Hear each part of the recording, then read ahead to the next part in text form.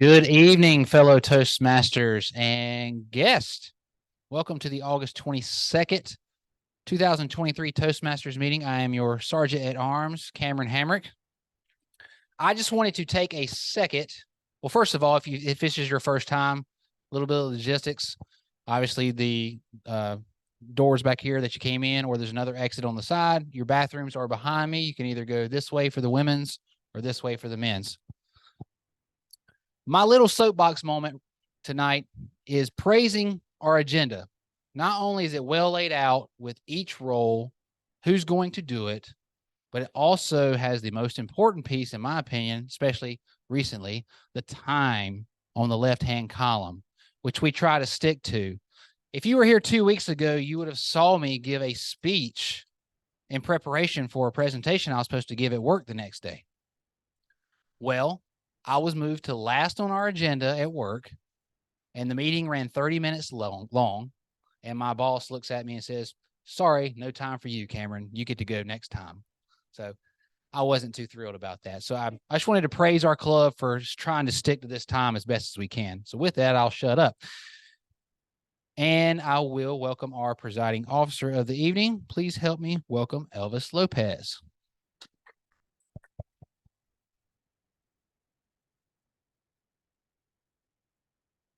Thank you, Cameron. Good evening, fellow Toastmasters. And we don't have guests today. Well, that's one there. Welcome to Queen City Toastmasters.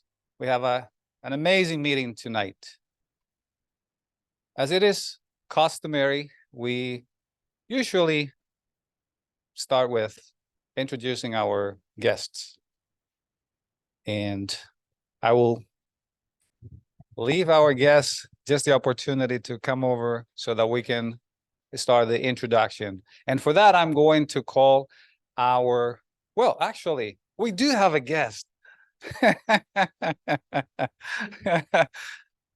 Mr.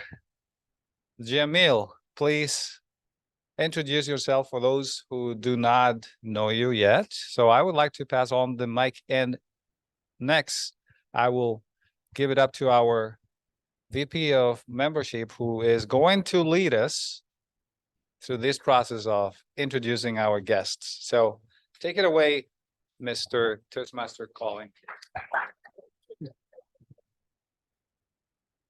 Good evening, Queen City. All right, I like that energy. I like it. Welcome, welcome, welcome to Queen City Toastmasters. Thank you so much for coming out tonight. A quick thank you to the Vine for letting us use their space. It's always appreciated. This club's been here for several years. And despite the noisy HVAC in the back, I think it's an endearing environment to work on our public speaking. As Elvis mentioned, we're going to kick things off by inviting our guests to introduce themselves. If they have something to share about why they decided to come out tonight and visit the club, please feel free to do so. And then we'll circle back at the end of the meeting and ask you for your thoughts. So we'll start right here with Jamil. Thank you, Mr. Toastmaster, and good evening, fellow guests. Fellow Toastmasters. I am Jamil Massey, like you said, and I'm a member of South Park Toastmasters. And one of the benefits of being a member of South Park or Queen City is you guys are our sister club. So I get a chance to come out, check on the little sister, or the big sister rather, because your club's bigger than ours. So I just want to come out and visit. Haven't been out in a while, so see a few familiar faces, see a few new faces, and give a chance to just fellowship with the group. So I'm happy to be here, and I will turn it back over to you, Mr. Toastmaster.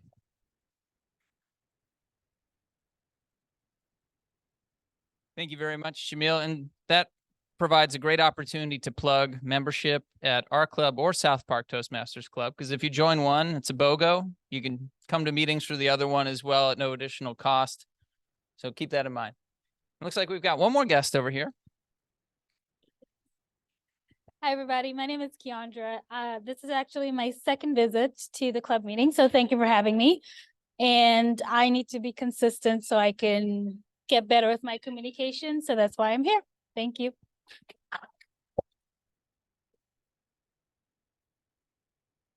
Thank you so much, Keandra. It looks like we have one more guest coming in. Don't mean to ambush you right as you walk in, but we were just going around doing intros and sharing what brought you out tonight. I'm Andrew. This is my second time here, and I'm going to try to speak today. Awesome. Awesome. Well, again, welcome to all of our guests. Great to see our members coming out tonight as well. This is judgment-free space, so lay it all out here. There's no fear of failure in this environment. Let's have a great meeting. Elvis?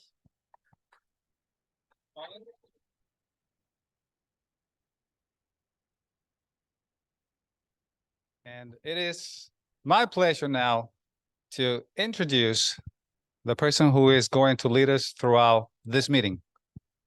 He is our club growth director, past division director, has been area director. He has been a past president of Queen City Toastmaster, one of our most dedicated members of the club. Please help me welcome our Toastmaster of the day, David Jones. I think I've called you Eric Lopez before. We always get the names mixed up. Yeah, I got a few new ribbons for the banner. We're gonna have to figure out how to put them on, but home club of the club growth director, that's me. Home club of division director, that was me last year. And area director last year was Dr. Carla Jones, who's not here tonight. So we get ribbons whenever you have leaders from the district here. And so anyways, that's what that was. This past week, I was in the Bahamas. That was Toastmasters International Convention. And they have it at a different location every year. Before pandemic, it was in Paris. Last year, it was Tennessee. Next year, it's going to be at Anaheim, California. Does anybody know why it's in California next year? 100 years. Toastmasters is 100 years old, and Ralph Smedley started it in California 100 years ago. Therefore, we're going back to our roots. And I would highly recommend you all save your money and go, because to me, I remember when I started, I would never think of going to a convention because I was like, that sounds dumb. But we have great speakers. Our main speaker that we had there was Lisa Nichols. Now, I have to admit, I never heard of Lisa Nichols before until she got on stage. And if you know who she is, you know she was incredible. She did the keynote, and it was like 15 minutes of just pure energy. But it's not just her. They also have the international convention for the speakers. We have the World Championship, and there's the semifinals and the finals. So you're listening to about 20 motivational speeches. You're just like pure energy for 2 or 3 days. And then we have the accredited speaker program where there are keynote speakers. There's 4 of them. So you're literally for 3 or 4 days just listening to some of the greatest speakers that will motivate you. That's one reason to go. Another reason to go is just network, meet people, and have fun at a nice resort. Now last week I was there, and I'm sitting with the president-elect of Toastmasters International, Roddy Spear. And with her, we had some other leaders, club growth directors, international directors. And I was fortunate to be sitting there with them. And one of the international directors said, well, what club are you with? And I said, I'm with Queen City. And he was familiar with it. And he was like, how's the club doing? And I was just telling him how great we're doing, how prosperous we are. And there are 15,800 clubs worldwide, and we're sitting there talking about Queen City. So I thought that was pretty awesome. Now, we have to walk our talk, which we do here. I mean, you can't be a Cowboys fan and say we're the greatest unless you are the greatest. But we can say here at Queen City that we're the greatest.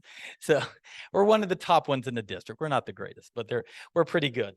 And so that was very nice to be able to sit there with all these great leaders from around the world, just talking about my club. I thought it was wonderful, our club. With that, our inspirational speaker is in here. I don't know if we have any. All right, Jamil is going to give us an inspirational speech. Jamil wrote a book called High School No Fool.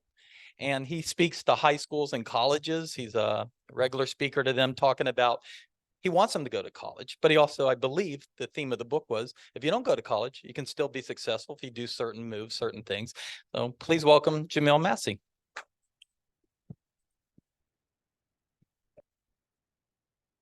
Thank you, David. And I'm going to take one of the principles that I put in the book that is called High School No Fool. The book is an autobiography about myself and talk about some of the antics, some of the things that I did and some of the things that I didn't do that I should have did in high school. Long story short, in the 9th grade, in middle school leading up to the 9th grade, I was one of those guys. I was the class clown. I was the one that's cracking jokes when I'm supposed to be listening in the middle of history class. I had a very low self-esteem. I just wanted to show people an image of myself. So that caught up to me when I got around 9th grade. Guess what? I ended up failing the 9th grade. I tried to recoup. I tried to recover. I tried to go to college, but I flunked out of college. I actually flunked out twice. So I had to start with low paying jobs. And starting from the bottom, Now You Hear only sounds good on the song from Drake. It is not a very cool thing to start that in life, especially when you have low paying jobs, but that's where I had. And so I talk about some of the life lessons, some of the principles that I use, some of the things that I learned to make my way up that corporate ladder. I was fortunate enough to have a mentor, somebody who saw the potential in me when I didn't see it in myself. And he taught me this principle. And it's one of the things that I want to share with you is to keep showing up. Now, we've heard that a lot of times, but it's a great reminder. Keep showing up. Take a second. What areas in your life do you need to show up in? Is it your family? Is it your career? Is it going across the country, giving presentations? What area do you need to keep showing up in?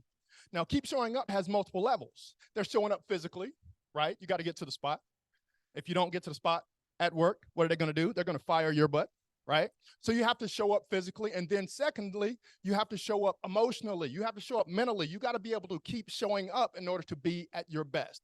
So that's what I want to encourage you all to do as my inspirational thought today is to keep showing up. With that, I'm going to turn it back to our Toastmaster of the day, David Jones. Thank you, Jamil. Appreciate it.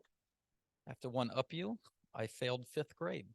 I did. I went to a private Christian school in the Florida Keys, and I failed religion. And back then, if you failed religion, you failed. I failed some other classes too, but that was it. Next up is going to be our grammarian, which is Yasmin.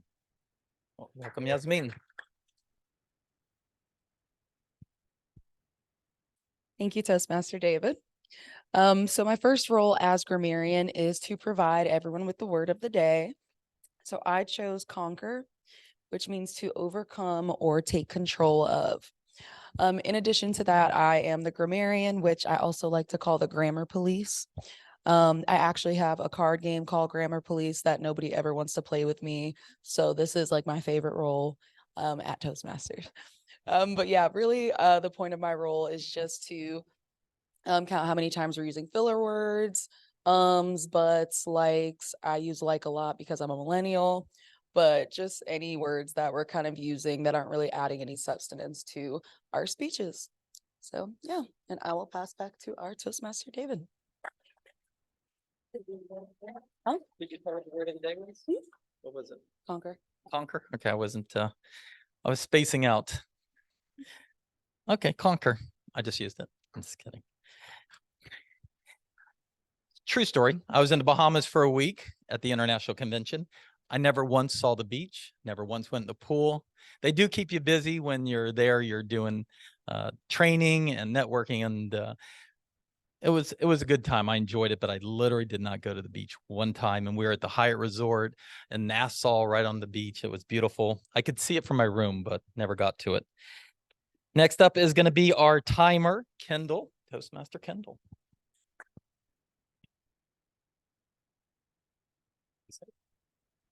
Sir.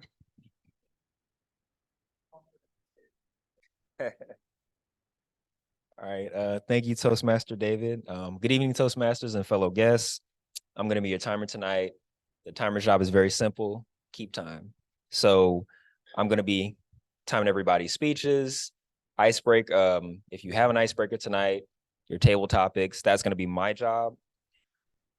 If you, in addition to timing, I'm also going to be over there flashing up different cards to alert you to the different time limits that you've hit. So if I flash green, that means that you've reached the minimum period for your speech. If I flash red, that means that you're pretty much at the end. I guess you can keep going, but to right at red is usually where the cutoff is for speeches. And then in between those two is yellow. So for table topics, 1 minute is green, 1 minute is green, 2 minutes is red, and 1:30 is yellow.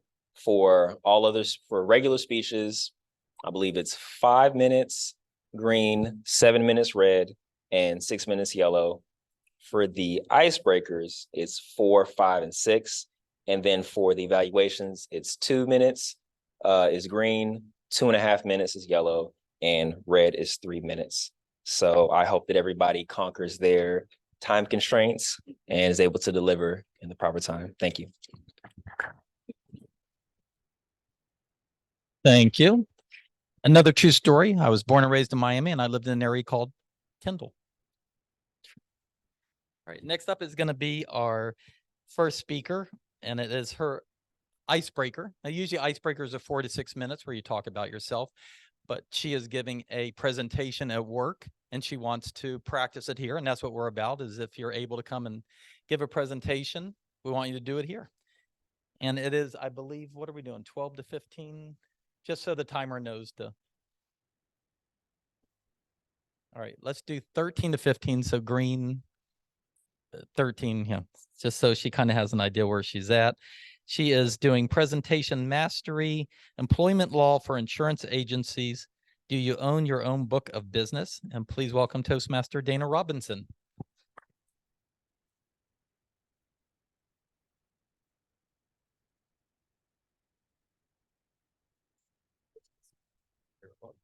Let me try and get this back to where it was.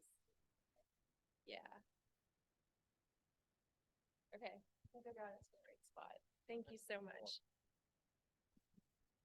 So I will be giving this speech as part of a panel at a conference that I'm going to in just a couple of weeks in San Antonio. So thank you so much for allowing me to practice today and conquer some of my anxiety around this big event. The audience at this conference will be all insurance agency owners. So if you will just play along with me today as if you're an insurance agency owner and answer my questions and raise your hands however you find most entertaining as a pretend insurance agency owner, I would really appreciate that. So by show of hands, how many of you are insurance agency owners? Great. And how many of you have independent salespeople, producers working for you at your agency? Okay. And how many of you think that you own their book of business? Okay. And how many of you are certain your agency owns their book of business? All right. So you guys are a little bit less certain about whether you own it or not. And I'm guessing that's not because you don't have employment agreements. You do. But they're in a dusty filing cabinet somewhere. You don't know what they say. So my point here today, we're going to start with a little exercise. We all have Penwell Law pads in front of you and Penwell Law pens because you're so lucky you got 2 swag items from us. And what I'm going to have you do is just take a look at the PowerPoint and try and answer these basic questions about what your employment agreements say about your salespeople. So I'll give you 2 minutes to just work on that, and then we'll come back.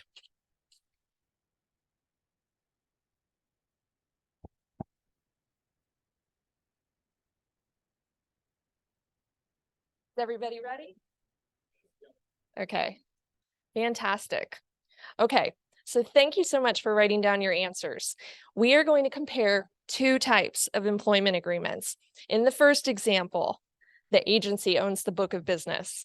In the second example, the salesperson owns the book of business and they can walk. So we're going to look through these together. Now, the first time I tried this presentation out at home on my husband, I literally saw his eyes go like, so I'm not going to do it in this presentation. I'm not going to read it verbatim because I know your eyes will glaze over now. So let's go through the first type of contract. You can see that the first clause says that this producer, this salesperson, is going to solicit and develop insurance brokerage business of any and all kinds. And then in the second clause, you see who owns that? The agency owns it. It's the exclusive property of the agency. So they can't just walk. Now at page 5, so 3 pages later in the contract, it says that for 2 years, they're not going to go after the agency's current accounts. They're not going to go after any accounts that the agency had for 2 years prior to being terminated. So those are prior clients. Those aren't even current clients. They're not going to go after those, and they're not going to go after prospective clients. That's clients this agency doesn't even have. Now, I'm going to go into state law a little bit later, but one thing I want to point out, actually two things, is that this clause, and you'll see the next one too, has the phrase directly or indirectly in it. And North Carolina courts hate that phrase. And if you walk in with directly or indirectly in your contract, you've already pissed them off. So we're going to come back to that. They also hate tying up people from going after prospective clients because you don't have them yet, and it's unfair. So, and I'll say that even as a corporate attorney representing insurance agencies, it's a stretch. You shouldn't be overreaching. So let's go to the second type of agreement. So in the second type of agreement, you can see that the producer actually owns all the expiration rights, the customer lists, the renewals. So they own all of that. Now, the interesting thing here is, yes, they can walk away, but look at clause 2. They have to pay a 67.5% termination fee on 12 months of commissions. So they're not walking away for free. And in some ways, there's nothing that's really better about one agreement versus the other. Because if you want to attract a really dynamite salesperson, if they have any common sense, they're going to say, fine, but I own my book of business. And you're going to say, fine, but I'm developing you and I'm developing your talents and I'm providing you with resources. So I get a percentage. There's going to be an exit fee. So this really isn't a bad contract. It just depends on a mutual understanding, a meeting of the minds. And then you might kind of wonder about page 3, section 7, why there's a 3-year non-solicitation, but even where the producer gets to walk with their book of business, you still don't want them to walk with your book of business. So they can't go solicit the agency's clients. They can only take theirs. So moving along, I asked you in the first slide when you were writing things down, if you knew which state or commonwealth governs your agreements. Now, this is really important. You guys are Keystone franchisees, right? Well, there's 17 different states with Keystone franchisees, and it makes a really big difference because guess what? All 17 states deal with restrictive covenants differently. So let's talk about what is a restrictive covenant, because there's 2 aspects to it. There's non-competes. That means I'm an insurance agency. I'm employing you. I don't want you to go work for an insurance agency nearby, right? Because you're going to take your talents and you're going to compete with me. That's kind of harsh because people need to put food on the table. People have families. You're telling them they can't go get a job. So non-competes are going to be looked at more unfavorably by courts than the second type of restrictive covenant, which is non-solicitations. And non-solicitations are what we were speaking about before. Don't go after my customers, and also don't poach my employees, but we don't have enough time for that. So I can't go through all 17 states with you as much as I would like to. So we're going to just go for 2. We have Illinois and North Carolina. So for fun, how many of you think that Illinois upholds restrictive covenants? By show of hands. All right. And how many of you think that Illinois will not enforce them? The answer is you're all kind of right because Illinois disfavors restrictive covenants, but they will enforce them if you make enough money. So if the employee makes enough money, then they'll tie them up. And now we talked a little bit before about a non-compete is a little harsher, right? Because you're saying you can't go get a job at another company that's like my company. Non-solicitation is more understandable, right? You're saying don't go after my customers. So let's play another fun game. For a non-compete, how much money do you, and I'll give you the figures and you can just raise your hands. How many of you think that the earnings floor for a non-compete in Illinois is $75,000? Okay, none of you, if that seems too low. How many of you think it's $100,000? Okay, it's actually $75,000. Yeah, that's kind of low. And there's other states that have similar floors and they tend to be higher, but for whatever reason in Illinois, 75,000 is considered highly paid enough that they can enforce a restrictive covenant. And then the other type, the non-solicitation actually comes in at an even lower floor, $45,000. So that's kind of low. And you might ask, well, why does this matter to me? Maybe I just give people an employment agreement and see if they get scared and follow it. This is why it matters. There's civil penalties. If you try to enforce a restrictive covenant against somebody who makes less than the threshold amount, it's $5,000 per person. If you try to do it again, repeat violation, that's $10,000 the next year and over a 5-year period, every year that you're trying to enforce that. So imagine that you have 10 bad employment agreements over 5 years. You're going to pay a lot more than you're going to pay me to write your employment agreement properly. So we'll just go with that. The next thing I wanted to tell you was a little bit about whether you can enforce the agreement if you do meet the income thresholds. And the truth is, it's not a surefire thing. You've met the income thresholds. That doesn't mean that you can put anything you want in the restrictive covenants. They have to be reasonable. The thing that courts want to see is that you're protecting a legitimate business interest. So we'll move away from Illinois for a little bit and go on to North Carolina.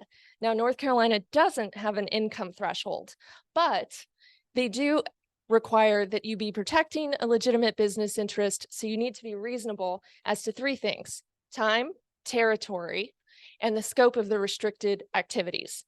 So for time, usually if it's between 6 months and 3 years, a court will honor it. But bear in mind that if you're overreaching on time, and then you overreach on the other 2 as well, territory and scope of activities restricted, that they're less likely to enforce it. So you should consider them together and ask, is it more important to me to tie them up as to time, or, where they're soliciting customers or what they're doing? And to give you another example as to reasonableness, territory is especially important in North Carolina because you have to only restrict the employee as to where they actually had their job or they were dealing with customers. So where does that come up? Well, it comes up with international companies. You have a sales producer and they're only dealing with people in Mecklenburg County, but maybe the insurance company or whoever you're working for also has a presence in England. You cannot tie them up for the United States and all of England. They were working in Mecklenburg County. The courts don't like that. Scope of activities restricted. You can't say that they can't work for a competitor in any capacity. And a lot of agreements say that, but it's not enforceable. It needs to be limited to the scope of what they were actually doing at that job. So the example I like to give is if you have a salesperson at your agency who has a burning desire to be a janitor, you better let them go be a janitor at that other company, because that's too broad to tie them up and say they can't do anything for a competitor. Some changes on the horizon to be aware of. The Federal Trade Commission is actually looking to ban non-competes. If this happens, it means that probably 30 million employment agreements need to be redrafted because 1 in 5 US workers is subject to a non-compete. So my parting advice to you is to compare your current employment agreements to the notes that you're taking today and ask yourself if they match up. Is this what you want your employment agreements to say? And if it's not, either go to your corporate counsel or come to us and have us fix them, have us amend them. Because at the end of the day, whatever it's going to cost you in legal fees to get this right is going to be less than what you might end up paying in civil penalties or in protecting your book of business if somebody tries to leave with it.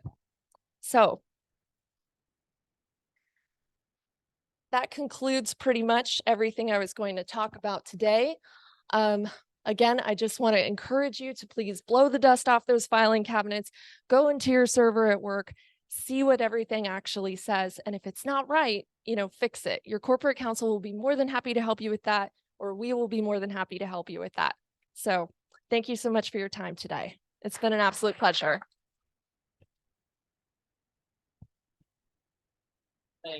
Thank you, Dana. Good job. It is our icebreaker. Good job. Perfect.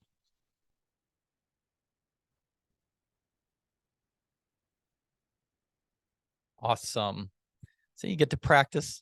Like I've said in the past, John, and even Cameron practice speeches for business. Our president Eric practiced his what was it, speech for wedding toast. All right, so this is the place to come do it. I'm glad you're able to do it. When do you have to give the meeting or the speech? Oh, so you have time to do it one more time before then. There's also a pathway where we can interrupt you, because I wanted to raise my hand and ask you questions, but I'll wait till the next time you do it, because that will happen in your actual meeting. People will be asking you silly questions, I'm assuming. All right. Our second speaker tonight is our Vice President of Education, our immediate past president. And somehow, because I asked him for 2 years, he's also an area director, and he always told me no, but now he is a area director, I guess. I guess Rhonda twisted his arm. I'm not sure how he became area director. And he is working off effective coaching, researching, and presenting 5 to 7 minutes, Mr. Timer. And it's called Embracing the Remote Work Revolution. This should be interesting. Please welcome Elvis Lopez.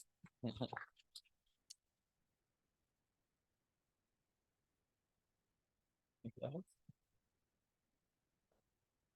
right.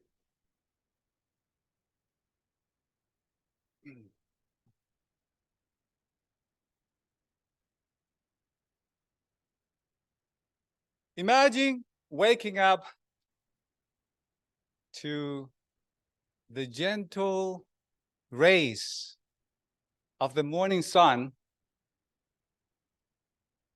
as you sip to your favorite cup of coffee and settle to get into your workspace. Of course, that is your cozy home office, or it could be your favorite place at a vacation home in the Caribbean. How does that sound? Mr. Toastmaster, fellow Toastmasters and honored guests, what I have described is not a dream. That is the reality of the remote work revolution that is sweeping across industries around the globe. Today, I am going to delve into the transformational power of remote work, its benefits and its challenges, the impact of the pandemic, and also the impact on industries and how it is shaping the way we think about employment. Now, let's start by looking at the benefits and challenges of remote work. A study by Flex Jobs showed that 85% of remote workers believe that it improves work-life balance, which translates to improved job satisfaction and even higher productivity.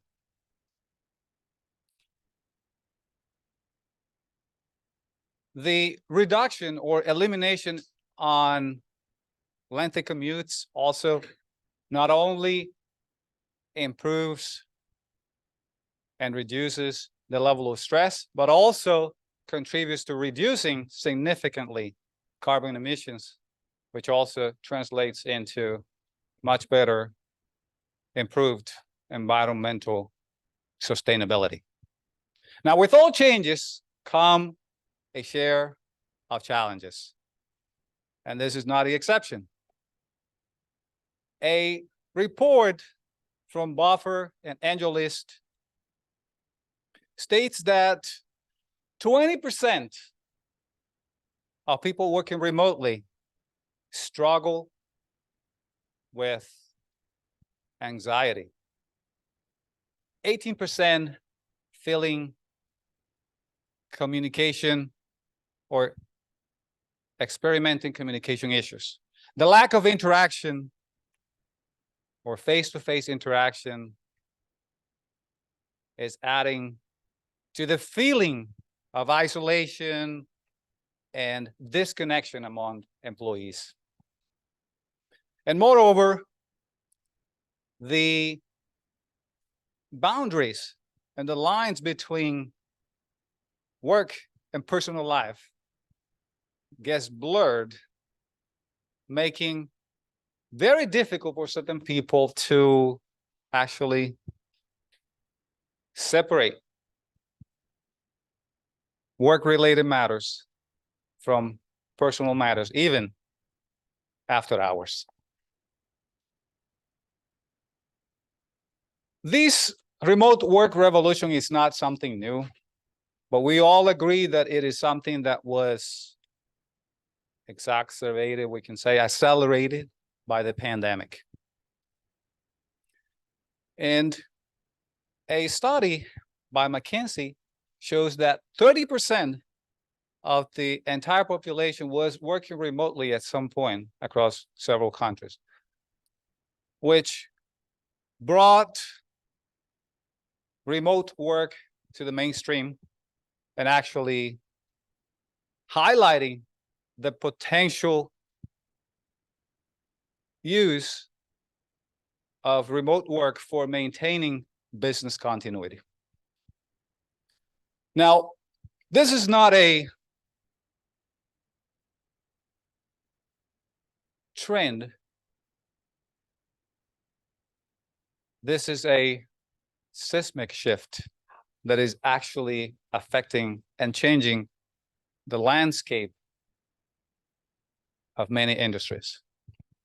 The tech industry is leading the charge, with some companies such as GitHub having 100% of employees working remotely.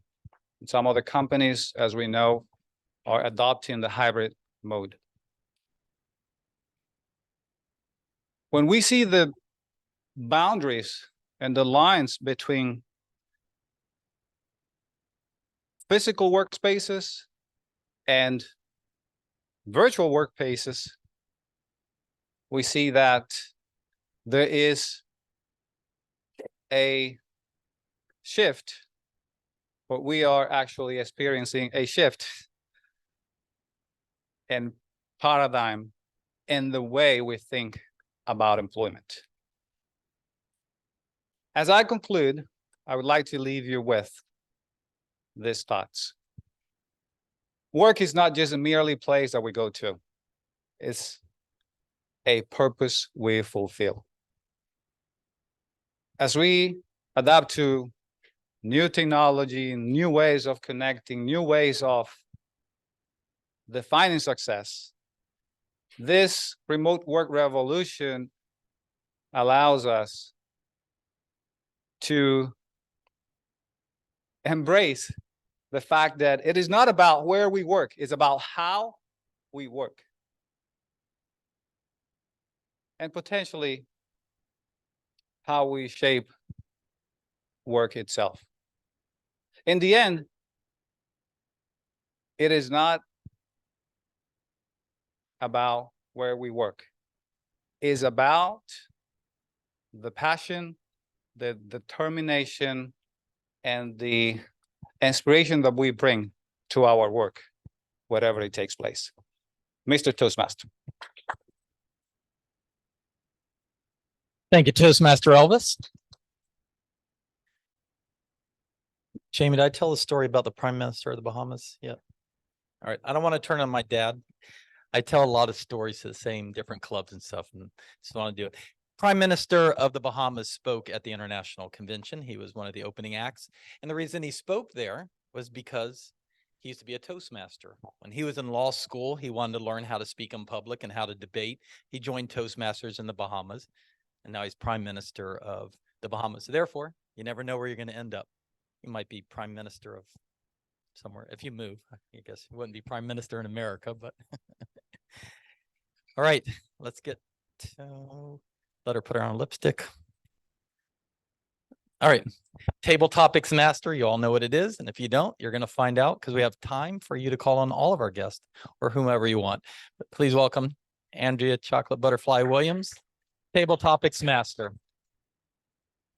Thank you, Toastmaster David, extraordinaire. director and all that wonderful stuff. World traveler now. And so I am your table topics master for this evening, and I'm going to take you back to the International Toastmasters Convention because, as some of you may not know, you can still go and see it. You can still go and view the dynamic speeches that I still haven't finished because I was so busy last week. I haven't seen all of them. They were so many because they had semifinalists and then they had the finals. Of course, I saw the finals because that's what I paid my $55 for. But you can go back and listen to the speeches. But I want to take you to some of the highlights that I got from the speeches. So that's what this table topics is going to be all about, the speeches that I listened to, some of them, not all of them, but at the most part, our 8 finalists who were very dynamic. I'm glad I was not competing this year. Amen. Because those speeches were fire. That's all I can say. They were. If you haven't seen it, like I said, I encourage you to go and look. You can go to Toastmaster International and you can sign up to view still. Or catch it on YouTube. It's on the YouTube channel too now, right? It's already on there, right? Are they already on it? I haven't been on there. I paid my money, so I went directly. But I know they eventually put them on the YouTube site. You can go look at past years, past winners. They're all out there. And with that, I am here to allow anybody in this room, whether you're a visitor or a member or a Toastmaster of another club, it doesn't matter. You can get up here for 1 or 2 minutes and answer an impromptu question. So who knows what impromptu means, first of all? Everybody? Please say yes. I don't feel like explaining. I'm just joking. Okay, yes. He said yes, because we're going back to the convention. One of my favorite speakers was there, and I wish that was one reason why I wanted to go. Lisa Nichols, she did her thing. And so she had this thing of when something resonates with you that you say yes. So if I say anything or one of our people say anything during their table topics, please say yes. Can we practice? Ready?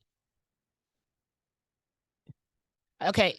All right. Even if I don't raise my hand up and down, you're going to say, okay, you got it. So that's what I learned from Lisa Nichols. Oh, okay. So that's something that was something from the convention. Convention was really good.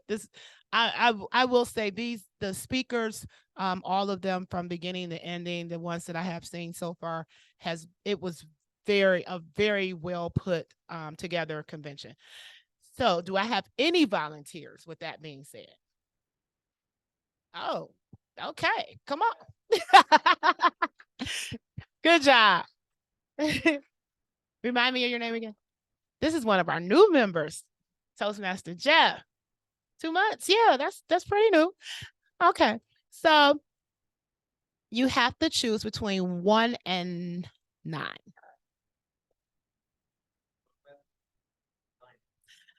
Whoo. So you went right to Lisa Nichols' question. So she was the keynote speaker, as David had let us know, and her main focus was that we do not ask for permission. You might have seen it on our Instagram. That's where that came from. Don't ask for permission, give notice. Life sometimes will tell you when it's time to launch. And once you do, you'll find something you're great at or you're meant to be. What is it that you've given notice of or to that changed your life's trajectory? Thank you for the powerful question, Angela, for sure. So the question, to restate it, is something I've been knew I was supposed to do. I didn't ask anybody's permission to do. Well, growing up, I used to absolutely love photography. I knew I was a creative person, but I also knew I was a right-brained business person as well. But getting horrible grades growing up never let me get intact with that business side of my brain. So I decided to stick with my creative side. Well, let's just say 10 years later, that business side or creative side ended up falling apart as my photography business didn't exactly take off. So I went with my gut and my right brain, left brain side, and decided marketing was that perfect mix of creativity and left brain, right brain mentality that I needed, and I knew I always had inside me. So 3 years ago, I decided to change my career and get into digital marketing, which has absolutely exploded for me. I've got into and now work for a creative agency where I'm able to run advertisements for 7 different clients, get on camera, talk to these people, talk them through spending tens and thousands of dollars a month in advertising, using my business mindset to help connect with their customers, create a brand for themselves, and make them money and revenue and going along with that. Also, I can use my left side brain in my creative side to be able to use photography and videography to help entice their customers into wanting to purchase from them. So that whole time I knew I was really good at marketing, but I didn't let myself believe in myself because I thought I was an idiot. And I was an idiot not believing in myself. And, I conquered my fears and I learned from my mistakes. And I hope you guys do as well. Thank you, Angela. Thank you. Thank you. So part of her speech was talking about, and that's Lisa, she was talking about that she got fired from what she said, 5 jobs in her 20s. And she realized, that what she was doing was not what she was supposed to be doing. And one of the people that had let her go came back and said, thank God I let you go because you found what you're great at. So that was her aha moment. So you may have that aha moment. I've had them a few times in writing books and speaking, and someone comes up to me or a kid comes up to me and say, that's me in that book. And it just tells me again, that's what I was supposed to be doing. So moving on, do we have any other volunteers, or should I volunteer you? We got one behind you, and then, okay. Don't fight on. We have time for all of you. Okay, so number 9 is taken. So 1 through 8. Lucky number 7. Let's see what we can conquer there. Okay, so this was by James Harris. He was from Region 5, District 50. And his speech title was The Way Through is Breakthrough. And ironically, you picked the one that I thought was really cute because he was talking about the caterpillar to the butterfly. And so he was saying that the caterpillar is who you were born and where you come from. And you should not be afraid to go through the process of darkness. But what he really was saying was you should be proud of where you came from and who you are, because the caterpillar, he's proud to be the caterpillar. Even though he may one day be a butterfly, he's proud of, before he became a butterfly, of being a caterpillar. What about your background are you most proud of and that carries you to be the butterfly? Thank you, Toastmaster. That's a great question. So to restate it again, what am I most proud of in my background, starting as a caterpillar, right, and moving towards a butterfly? I think it's a good question. I think one of the things that propels me forward quite a bit from my background is from my childhood. Honestly, the fact that I was raised by a single mom. My mom, some of my earliest memories from my childhood are living with my grandparents and just my mom. When I was probably 5 or 6, we moved out into a pretty low income neighborhood, not very wealthy by any means. My mom was actually attending grad school to become a administrator for the local school district. And I actually have memories of going to classes with her. And to this day, I really respect her for that. Taking a big leap of moving out of her parents' house, enrolling in a graduate program, and bringing her young son as a single mother with her to those classes. After that, after about a few years living in a pretty small apartment, we moved into a pretty middle income neighborhood as my mom progressed through her career. And once I was in high school, we actually bought a house right next to my grandparents, which was in a pretty wealthy neighborhood. And really just over time, I think I just respect my mom for the growth that she went through and how hard she worked, despite not having a lot of resources, despite raising a son as a single mother. And just having that in the back of my head and knowing that she achieved all that and she did all that work for me, for her children, for my sister, I think is really meaningful and powerful, and something that I'm proud of from my background.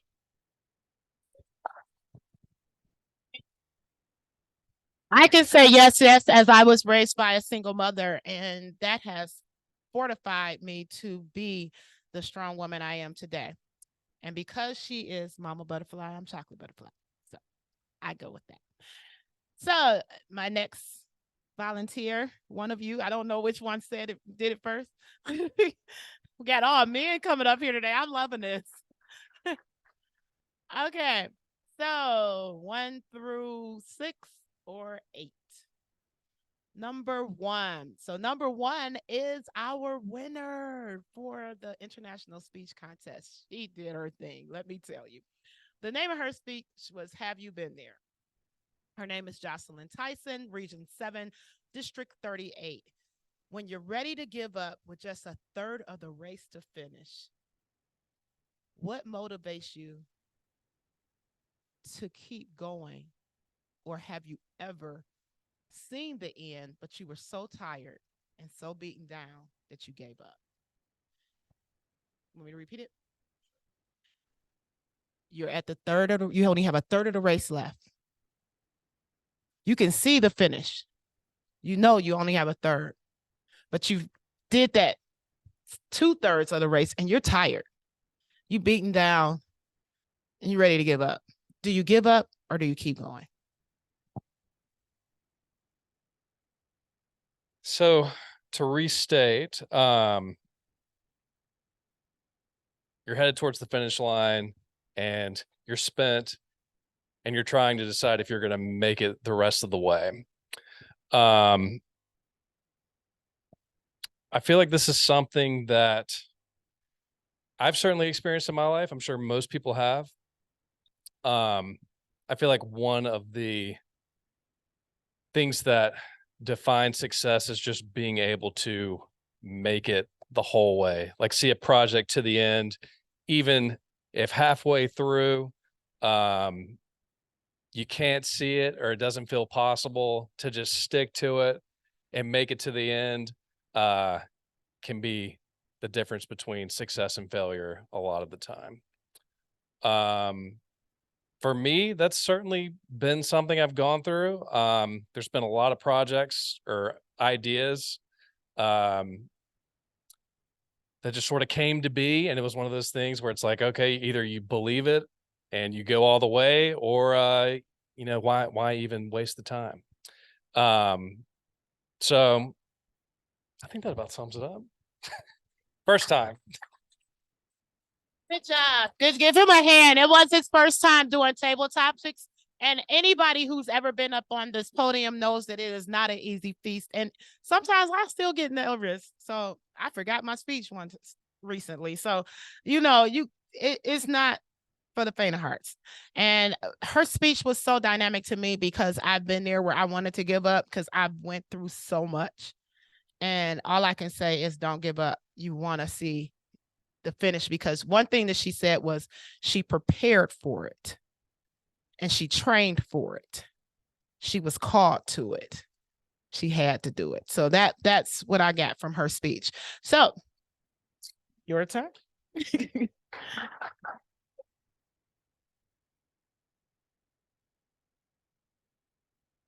So we have 2, 3, 4, 5, 6. 2 through 6. Number three. All right.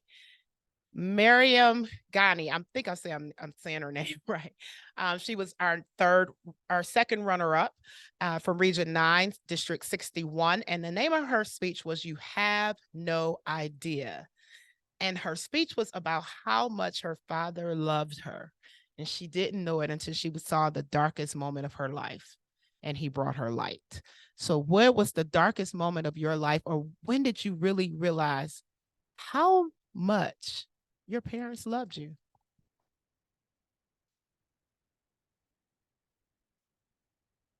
So I grew up with a single mother. So I'll be talking about my mother. And honestly, there's millions of times where she showed me just how much she loved me. Growing up, I was kind of a knucklehead growing up in LA.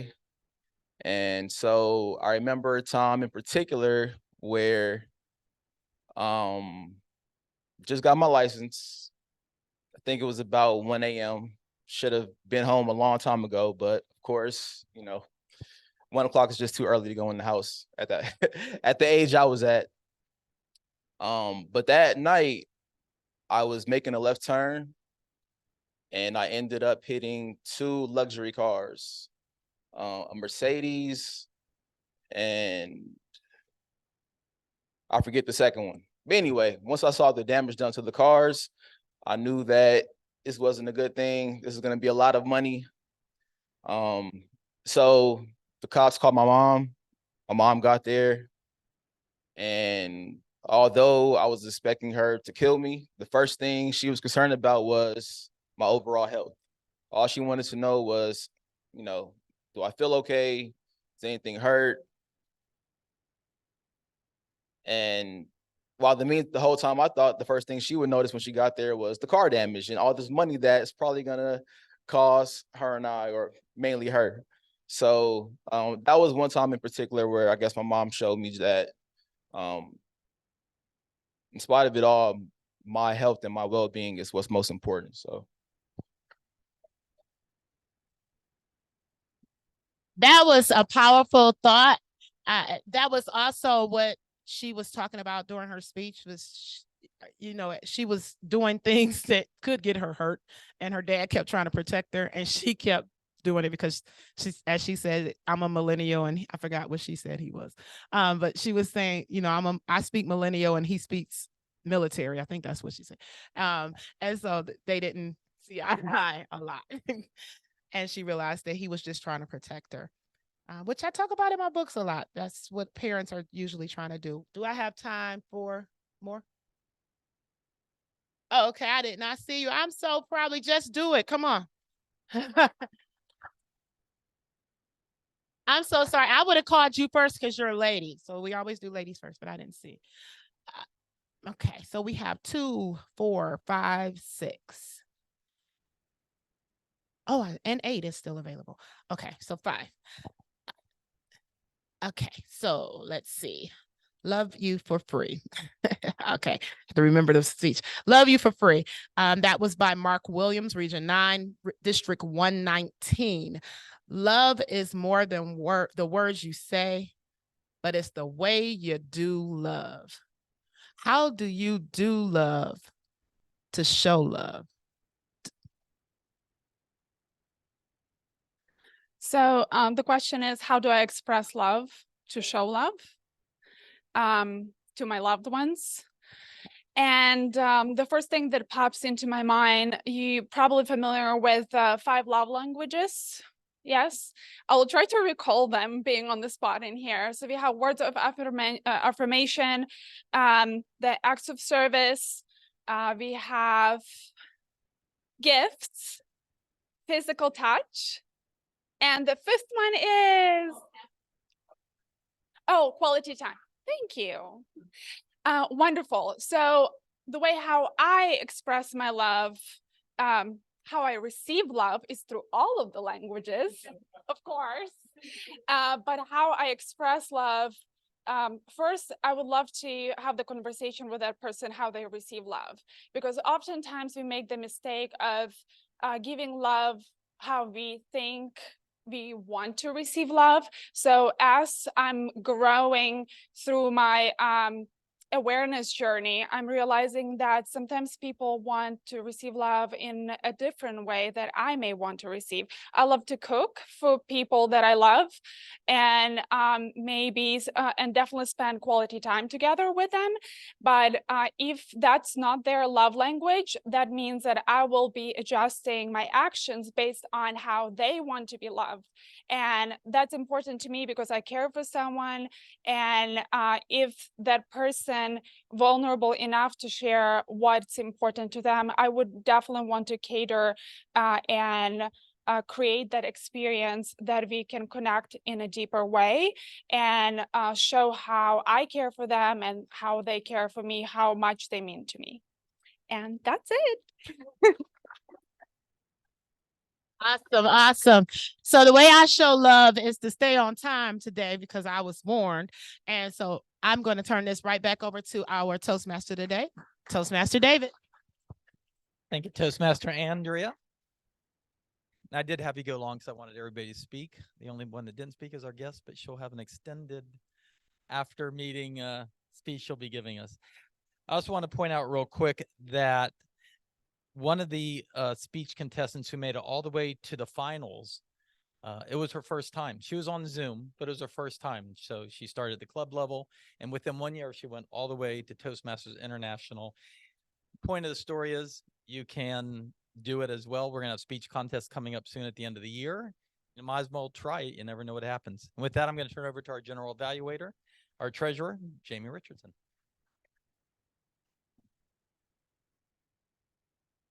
Thank you, Mr. Toastmaster. And I am back as your general evaluator for the second week in a row.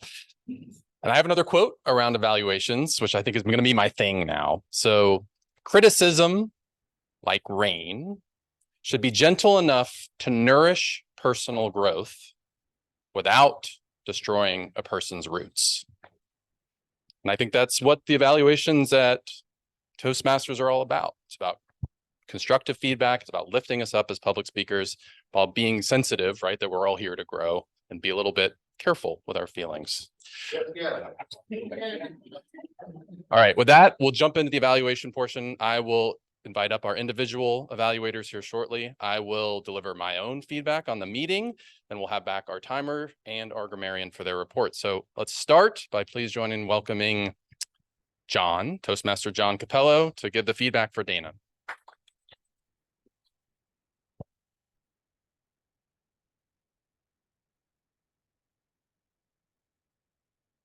Thank you, Jamie. Appreciate that. Good evening, fellow Toastmasters, honored guests. I have the pleasure to be evaluating Dana tonight.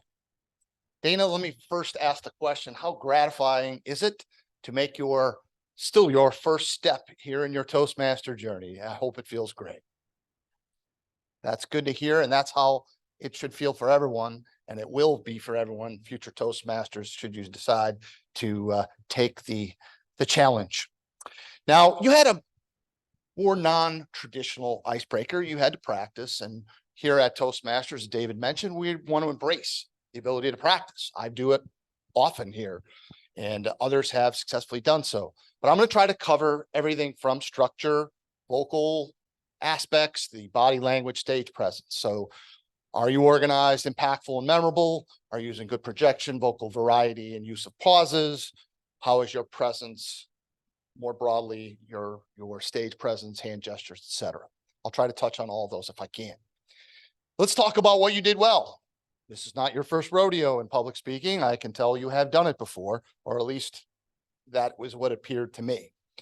Now, your biggest challenge, as I see it, where you're looking at this presentation at your conference, is that you have to take something complicated and make it simple. I was told once that the person who can take something complicated and make it simple is the most impactful speaker in the room. And I think that will be the case here again. You have a specific knowledge base, and to deliver it in a way that someone else can understand. I feel like every time I engage someone with a legal background, I say, explain this in English. What does this mean? So that is your challenge. And I think you did that well. You used rhetorical questions. You engaged the crowd. You had ways where you were providing motivational reasons of why they should be listening to you. Now, I thought you had good use of examples. You had a good smile, a proper posture. You were poised. I really liked the inflections. You had certain inflections like, they hated this, or your book of business. Those specific inflections really drive home the point of what you're trying to call to action of the attendees. So I wanted to call that out. And eye contact. You made eye contact, I watched, with almost everyone in the room. And it's good for several reasons. A, you're trying to connect with everyone. You want to make sure everyone is listening. It's the assessment part that of which I'm referring to. And what I mean by that is you can tell based on as you're looking at everyone in the room, if people are nodding their head and taking copious notes, you're saying something impactful. If they're staring out the window or looking down at their phones or worst case drooling on themselves, you probably need to change it up. And you can do that right on the spot by having that eye contact that roams the entire room. So keep that as an arrow in your quiver. If you need to change it up on the spot, you might have to simplify things or raise your inflections or your tone of voice to keep people's attention. Now, things you should consider. All right, I want to call this out very specifically because it's a very dangerous thing. People use of slides, okay? Be very careful about doing this. If I'm speaking like this, no one can hear me. Okay, now you didn't do it completely, but if you want to include everyone in the room, Jamie cannot hear what you're saying, right? Because of his trajectory, you're referring to the slides, but he can't hear what you're saying. So you want to be very specific that if you want to refer to slides, I would have your notes here rather than you have to look at the slides to know what you're going to say next, right? Refer to your notes, keep maintaining forward position, and do not keep looking this way. Other things I want to mention. You asked to ask about your speed, right? I think you were trying to get a lot of content in and naturally you're going to speak faster. I would insert specific pauses where you change from, and now I'd like to talk about North Carolina. As you're changing to the next, make a notable stop at that point so that everyone knows you're moving to the next section. Okay. Also, I liked your beginning, but if you want to grab someone's attention with technical language, I would say something like, who here likes to lose money? And it's going to grab those business owners' attention right away. And they're like, here, I'm going to teach you. Here's why you're going to listen to me for the next 15 minutes, because I'm going to protect you from losing money. That will grab their attention. And with very technical language, that is something you're going to want to do. And I would say maybe in conclusion, you can use that as your tagline. Is everyone happy that they're not going to lose money? If you have any questions, see me after. And that is your tag to be able to get more business. And so that people are giving you their business cards as you're done with your presentation. Finally, parting words of wisdom. I know I ran a little bit longer, but you are going to conquer this. Mindset is everything. So make sure you remember this, okay? You are an expert in that room. No one knows any of the legal background there. So no one is going to challenge you. Our biggest fear up here is humiliation. Oh, someone's going to ask me a question that I don't know. You are an expert. So just remember that no one there is going to challenge you. And as long as you deliver it in a clear, concise, poised, and simple way, that it's going to resonate and be impactful. So I leave that. Turn that nervous energy into positive energy. Don't think about the worst thing that's going to happen. Think about how you are going to impact their knowledge and what their actions going forward. I will turn it back to Jamie.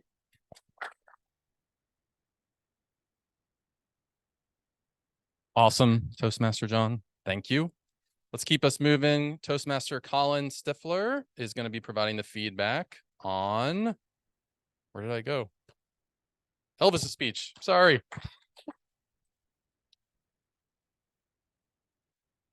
Thank you very much, Jamie. It's always a tough act to follow the Italian stallion. Powerhouse. I'll leave it there. Elvis. I've been a Toastmaster for a little over 2 years now. I've watched you give speeches. I've watched you as the presiding officer when you were president and as a fill-in for Eric. Welcome everyone to the meetings every week as a stand-in presiding officer. That speech tonight was without a doubt the best speech I have seen you deliver of any kind in any role in my time here at the club. Let's give it up for Elvis one more time.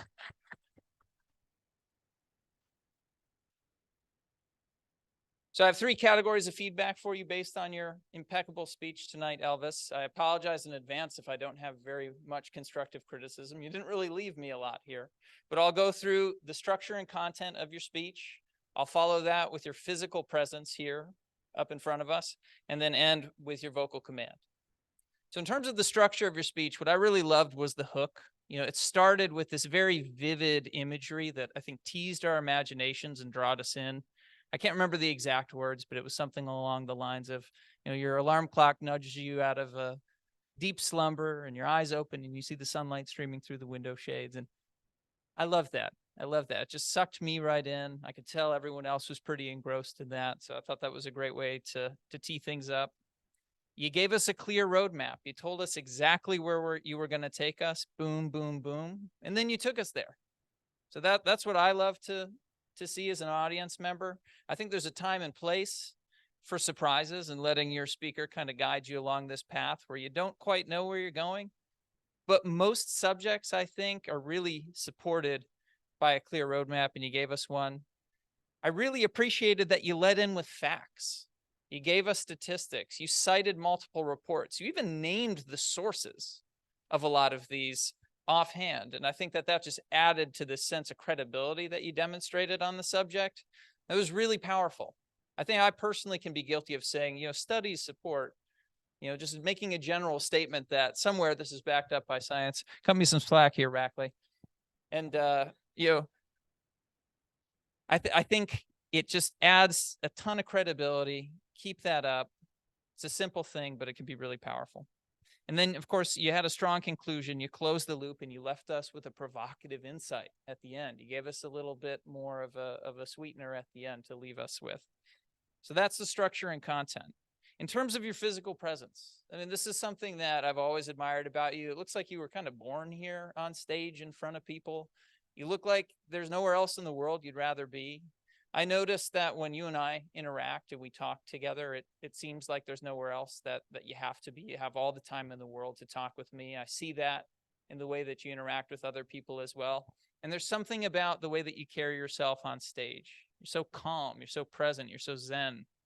Really, I feel like my blood pressure drops a few points when I watch you speak because you're just so at ease. You're light on your feet. There's no wasted movement. Your shoulders are soft. Your facial expressions are soft. It's exquisite. And then, of course, your eye contact is excellent, aided by the fact that you always memorize your speeches. Not that you have to, but I think it's a powerful tool to build towards. So that leaves all of the time that you're up here to deliver eye contact. And finally, vocal command. So this is something you and I spoke about before the speech tonight. You asked me to specifically focus on your vocal variety and intonation. I also gave you a challenge of emphasizing your volume. I sat in the back in order to test you on that. And you delivered, my friend.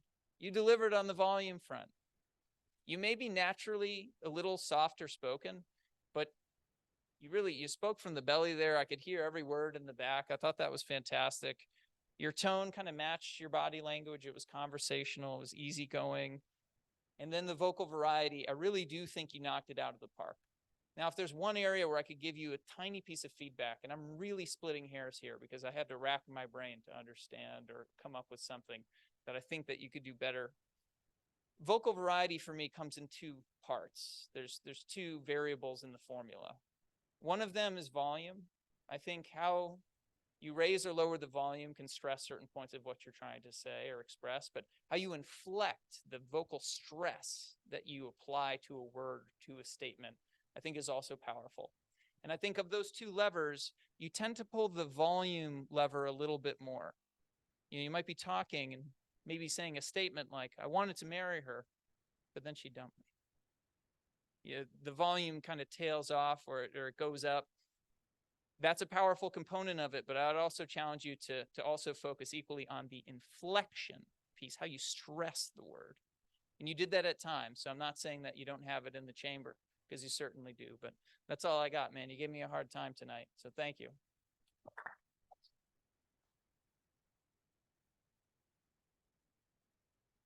Great feedback, Colin. Wow, 2 good evaluations.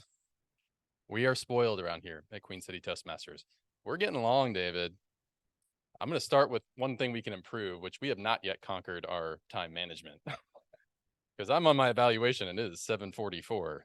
All right, a few things because I would be remiss not to highlight some of the things I thought were really fantastic today. So overall, I thought it was a great theme. Thank you for sharing it with us. You were our ambassador there and you brought back something that brought Toastmasters International to life for a lot of us. It seems like a corporate entity in a lot of ways, but you gave some really great examples of how they're still on the forefront of the public speaking as an art form, which was great. Along those same lines, Andrea, fantastic job on preparing for the table topics today. I know a lot of work went into watching all those videos and then turning that into some great questions, which I thought delivered some great responses from our guests as well as our membership.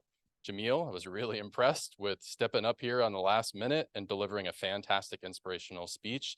That's something we can all aspire to, is to be able to do something off the cuff like that. And lastly, Dana, yeah, I thought will echo what we've already heard today, which is this should be a place where we can come and practice things at work. I know you did that as well, Cameron. I definitely encourage all of us to think about how we can bring it in. It gives us the opportunity to know each other better as well. Like, what are the things that are important in our lives and in our careers? I think that's a fascinating topic to be sharing with the rest of the group. That's it. I will now invite back our timer, Kendall, for the timers report.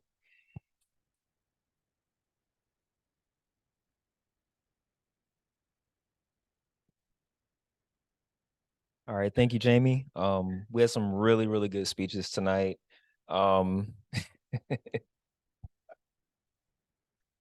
Little, you know, we might have to work on adjusting the evaluation time periods, but good speeches regardless. So I'll start with table topics. So Jeff, I had you coming in at 2 minutes and 12 seconds. Jeff. There you go. 2 minutes and 12 seconds.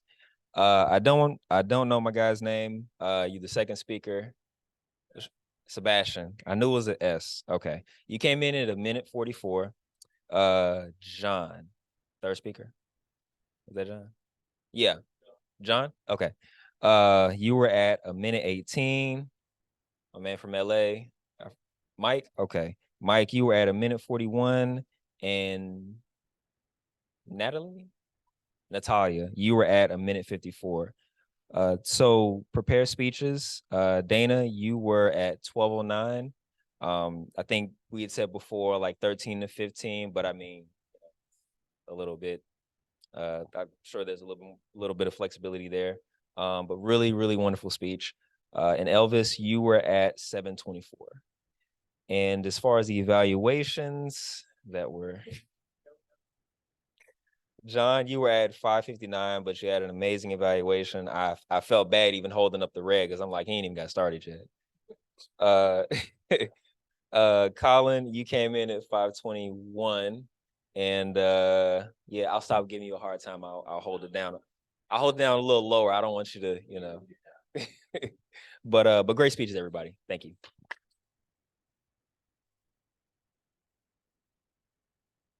All right, and then lastly, we'll invite back our grammarian.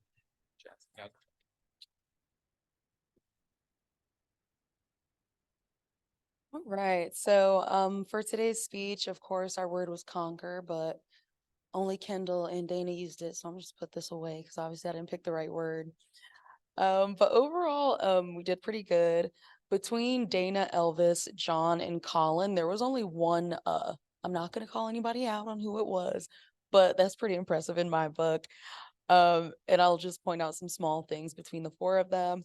I really admire the way Elvis uses pauses. It's like very effective and very engaging. Even though you don't need to. I know you memorize your speeches, so you don't need to look at your notes. So it's more of just the cadence at which you speak paired with like that relaxing tone. John and Colin, super jealous because I'll never be able to do this. You guys can both talk while you're reading your notes, so you don't have to stop. And I'm very jealous about it. And Dana, you're just super engaging. This is my first time seeing you. I haven't been here in a few weeks, but I mean, insurance and law are probably some of the most boring things. But I was really enjoying listening to you just because of the way you talk. You made it really interesting, anyway. As for the table topics, there were definitely a lot of which I am the number one offender there. So it's just something we could all work on. And also some so's.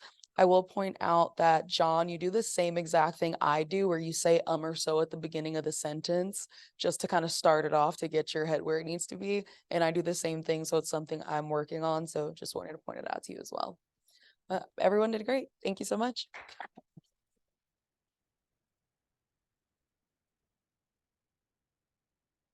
Thank you, Yasmin. that concludes our evaluation. So I will now hand it back to our Toastmaster of the evening. Thank you, Jamie. We did go long, but I think you all are worth it. Yes, yes.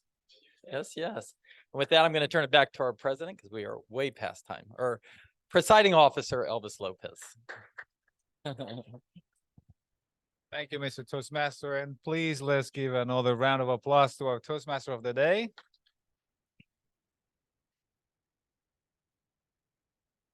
One recognition that we do at our club is whoever gives his or her icebreaker,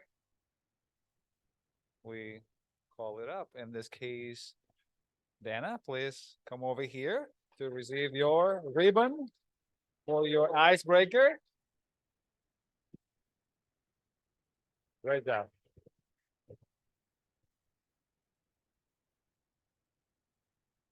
Excellent, excellent job. And just one more thing. As the VP of Education, I want to remind everybody to please sign up for roles for next meeting. Please look up at the agendas and sign up for roles so that we come back here next week with the agenda full of roles. I don't think there are any more information from any of the officers, so I will like to get back now to our guests for their final thoughts. I know that we are really late, but let's just make it really, really quick before we close the meeting. Keandra, any parting thoughts? Thank you. So this is only my second meeting, but I love that the speeches are like totally different from the first meeting. You cannot even compare it. Really creative. Dana, really good job. I know nothing about insurance, but your speech was really interesting. So I think you'll do great. So thank you again for having me. Share love.